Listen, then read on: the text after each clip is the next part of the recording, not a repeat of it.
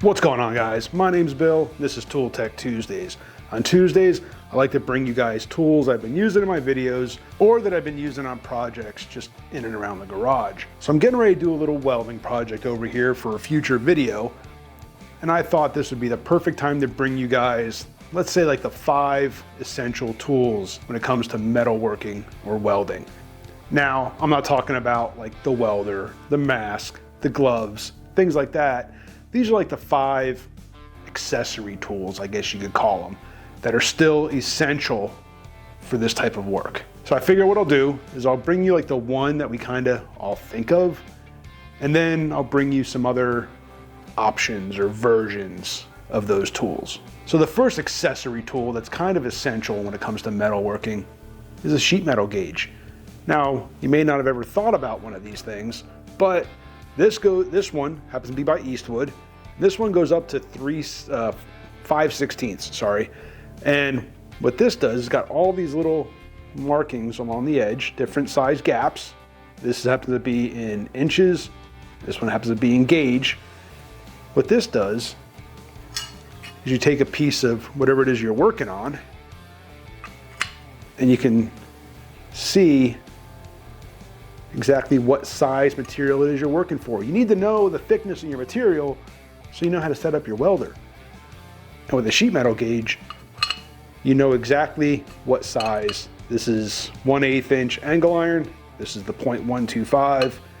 The 0.109 right below it doesn't fit. 125 fits on there perfect. You know this is 1/8 inch. Now you have a good starting point where to set up your welder, rather than guess. I mean, we've all guessed at setting up the welder based on eyeballing something, but it's always better to know exactly what it is you're working with. The second tool you need is some sort of marking utensil. I mean, we've all grabbed the old standby Sharpie, and this thing is great. I buy these things by the box, and I buy the nice fine tip ones because I like to be able to mark a nice, accurate line. The problem with Sharpies, and let me know if you have the same problem, leave a comment down below. I find these things, they either dry out real quick, the tips get blunted real easy, and then you can't leave as fine of a mark, and they don't write on all materials that well. If the metal you're writing on, that you're marking, sometimes the mill scale, or if it's got some grease on it or preservative, just dirty, whatever it is, the Sharpie sometimes has trouble with that, and that tends to wear the tip out more. But like I said, the old standby Sharpie is definitely a great tool to have. But there are other alternatives to the Sharpie. Recently, I did a Tool Tech video on one of these Pica depot markers. I really love these things. I have probably about a half dozen of these floating on the garage. They have a nice, fine tip on them. These are actually meant for getting down inside holes, to be able to mark hole locations. That's what they're really designed for. But the tips on these, I find this one's a little blunted, and this is the first one that I've ever bought. Never dried out on me. Writes on just about everything. I don't think I've ever had a situation where the Pica depot marker hasn't been able to write, whether it be like I said, a mill scale, or if there's some sort of greasy residue on the metal, that tends to still write on it. I really like these Pica depot markers. There's always the old trusty soapstone. These are great, I find, for like rough marking. If you're breaking down material before you're cutting it to its actual size, a soapstone is a great alternative. The tips tend to be more blunted. You can kind of sharpen them for a little bit more accurate line, but I feel that these are better off for like rough marking, things like that. But again, a great tool. You can buy the refillable, you can buy the soapstone itself, buy the box if you need to. It tends to break if you drop it. So you could buy it like in bulk. I don't use enough of it to do that, but yeah, soapstone, great alternative. Welding pencils.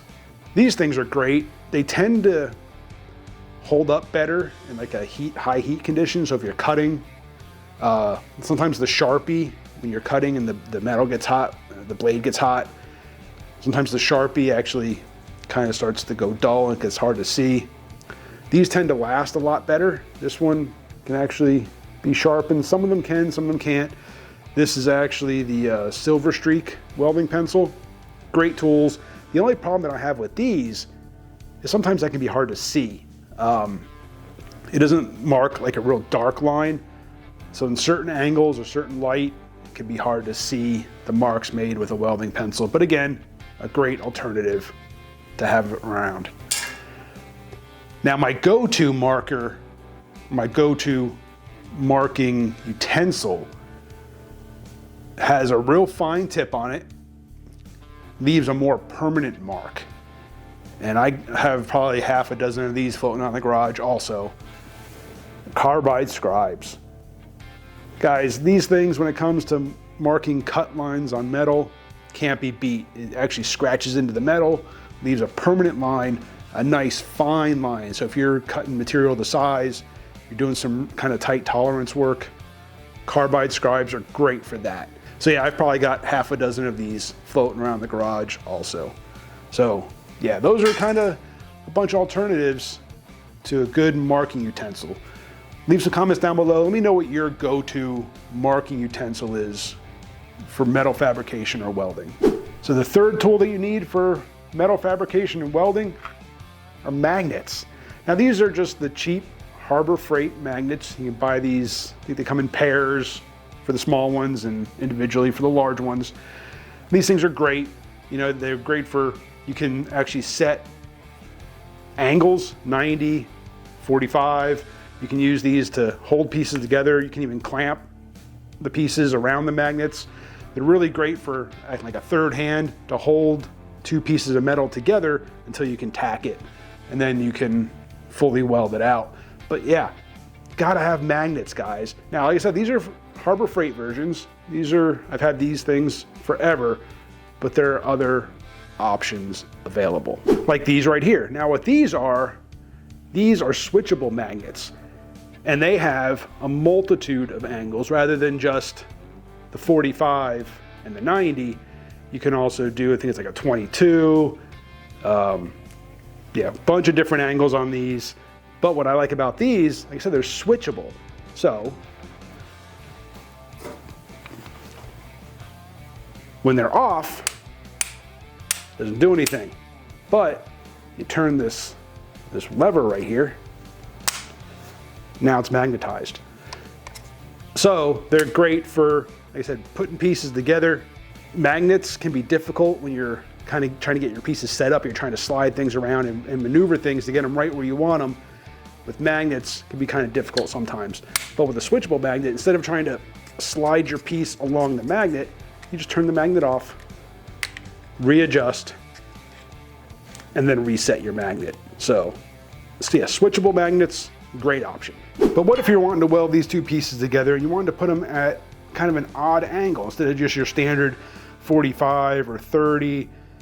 You know, what if you want to put them kind of at an angle like that?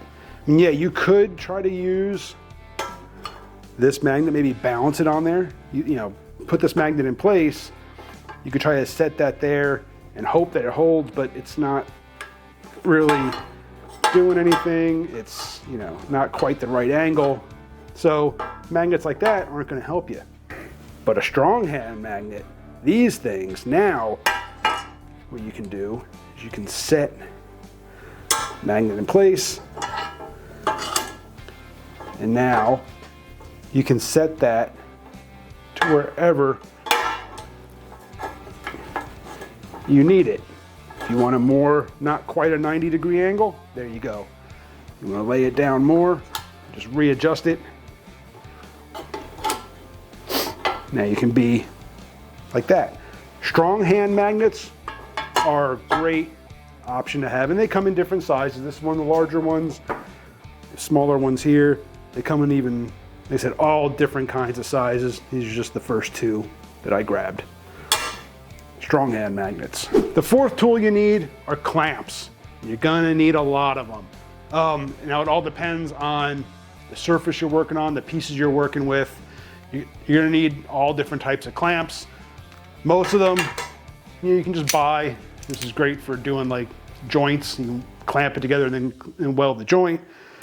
You got your vice grip type of clamps here.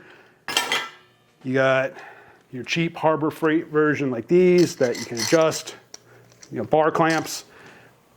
But if you're working on maybe a homemade little fixture table, then you can take some of those cheap, let's say Harbor Freight clamps, and make your own clamp out of them. You take a 5/8 bolt like I did here, cut the threads off, weld it to a cut-off vice grip, and now what I can do with that, I can just set that there. I can clamp that right to the bench, hold that in place.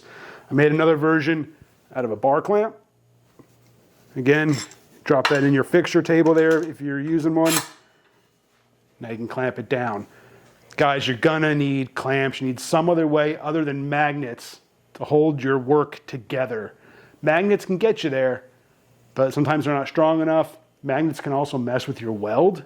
So you may not want the magnets there as you're doing the finish welding. For tacking, they're probably fine, but for doing the full weld up, you're gonna wanna be able to clamp your pieces together, clamp them to fixtures, clamp them to 90s and whatever else you might have, because the clamps will also help prevent your piece from warping as you weld it. So get yourself some clamps. You're probably gonna need a lot of them. The fifth tool you need is a grinder. I mean, I've got a bunch of different grinders here. You only need one, but I prefer to have different grinders, and that way they're each set up differently. Let me explain. So I have my DeWalt here. This one has a cutoff wheel on it. You're gonna need, obviously, cutoff wheels for your grinders to get your metal cut to size. Now, I've had this DeWalt forever. I'm not a big fan of it. I got small hands. And I'm not a fan of the larger bodied welder or grinder like this. If I'm doing a lot of work with it, it gets tiring. It gets awkward to hold sometimes. That's just me. I don't prefer the body on this grinder. The other thing that I don't really like is the trigger. In a way I do. It's a self-locking trigger.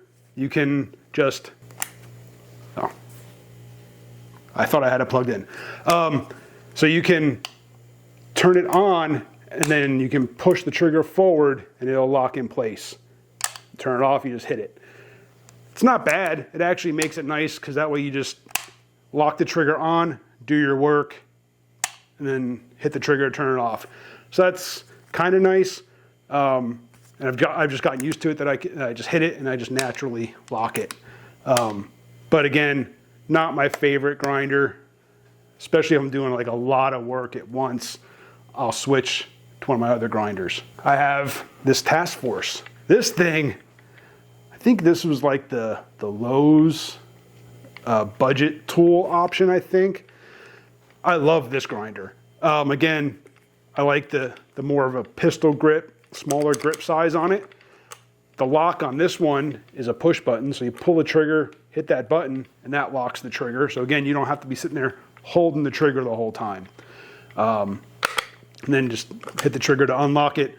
I really love this grinder. This is kind of like my workhorse grinder. The other thing I like about this one is to adjust the guard. It's real easy. You can just unlock it.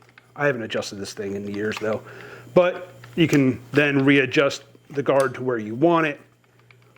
Lock it back in place, but whoever does that really? I mean, that's just a nice to have. I don't think I've never actually, or very rarely, have I moved that guard. It pretty much stays there. The DeWalt doesn't have that option. I mean, it does, but you have to actually loosen that up with a screw right there, with a screwdriver. And then you can adjust it, then you gotta tighten it back down. So, takes more time, more steps involved, not as convenient. But you see, I also keep these set up differently. The DeWalt, I have the cutoff wheel. My Task Force, I have a sanding disc, an abrasive disc. Another option that you're gonna maybe wanna look into. You really only need a cutoff disc and a grinding disc when you first get started. And then eventually you may wanna get into abrasive discs like this. It's like sandpaper on a disc. They come in different grits. They're great for kind of smoothing things out, maybe taking off mill scale, taking off paint, things like that. Not as aggressive as a grinding wheel, but more aggressive than, say, the wheel I have here on my Bauer grinder, which is like a Scotch-Brite pad. This is great for taking off paint, taking off just junk off the surface without sanding the metal down. Now this Bauer I really like. Again, it's got the same pistol grip on it. It's got the same type of trigger lock, push button lock. So you pull the trigger, push the button in, and then same with this one. The guard is easily adjustable. And this one actually, I think, even though it's a Bauer, it's a Harbor Freight, I think actually has the highest amp rating. This is an 8 amp hour, or 8 amp hour, I'm thinking batteries. This is an 8 amp grinder. My Task Force, what is this? This is a 7 amp. I think my DeWalt's a 7 amp also. Yeah, 7 amp. But that Bauer, for an 8 amp, it's like 45 bucks. So you don't have to go out and buy a DeWalt to get started. Harbor Freight Bauer, 45 bucks. Of course then, you know, I do have my Milwaukee cordless grinder. I think I actually have 2 of these. And again, this one's got a cutoff wheel. My other one, I think, has a grinding wheel on it. This one, the lock, I'm not really a fan of the paddle style triggers. So you actually have to like push this little lever in and then you can pull the trigger, but that's just like a safety. There's no trigger lock. So you have to sit here and hold the trigger as you're using it. And then the guard adjustment on this is just a push button. Probably the easiest guard adjustment. You know, there's no locking and unlocking. You just push that in, set it to where you want it, let it go. Now there are like detents for the, I guess, like the more common locations or every few degrees. But again, who actually adjusts their guard? So when it comes to grinders, it all depends on personal preference. Maybe if you're a brand loyalist, you got to have a certain brand. I obviously don't. There are things I like about each grinder, things I don't. But my 2 favorites are probably my 2 cheapest. The Task Force, I don't even remember what I paid for this thing, and that was probably 15 years ago. Yeah, something like that. And this thing is still going strong.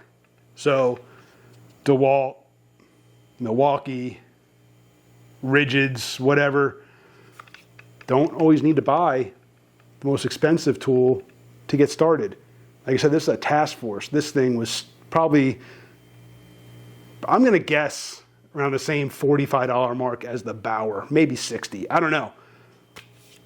It all comes down to personal preference though. The Bauer is my most recent purchase, and I bought it specifically because I wanted another grinder set up with like finishing discs, which is another option in discs. You can get a finishing disc that are meant for like removing paint. Or like I said, you can get these are like Scotch-Brites that are meant for removing paint and rust and things like that. They're not gonna do any grinding, they're not gonna hurt the surface, they're not gonna take any metal away.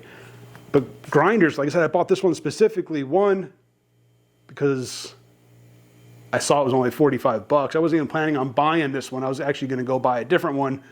Then I saw this one while I was at Harbor Freight. And really, again, for me, it's all about the grip. I can work a lot longer if I'm comfortable, rather than something like this where it gets very uncomfortable for me very quickly. Again, it just comes down to personal preference. Know what you want. Look at all the different options. Look at the different things. Maybe not things that you've thought of. You may not have thought about the type of trigger lock, if there even is a trigger lock. You may not have thought about the ergonomics of it. You may not have thought about how easy it is to adjust the guard. But yeah, you gotta have a good grinder. I prefer to have multitude so that it's quicker. I'm not swapping bits out. I'm not swapping wheels out all the time. Personal preference. I have worked with just the task force one. Actually, it was my first one. I worked with just that one for a long time. And then I bought the DeWalt. So I only had two, switching back and forth. It all comes down to personal preference. As you get more experience and you start doing more of it, then you may want to buy more tools so you're not having to switch back and forth. And then I actually have all my corded ones plugged into a three-way.